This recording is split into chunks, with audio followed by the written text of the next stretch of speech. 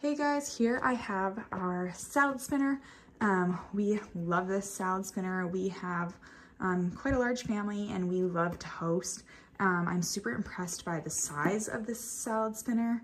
I feel like it actually can hold the whole head of romaine. Our other salad spinner, we're not impressed. We had to do multiple different sessions of spinning to get the water out. So right here, this is just the lock. So right here, you can unlock it, comes up. So now to spin it, you're just gonna push down.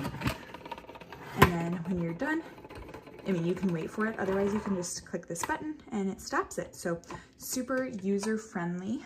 Then the inside, it just has this little insert. So this is where you will put the salad.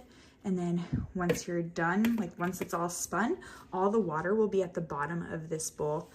So super easy to wash out because it all comes apart so nicely. Yes, so we have been super impressed. Also the quality and durability of this plastic, it's actually really thick. So it is a really nice salad spinner. I highly recommend. We tossed our other one after starting to use this one. This one's so great. So highly recommend.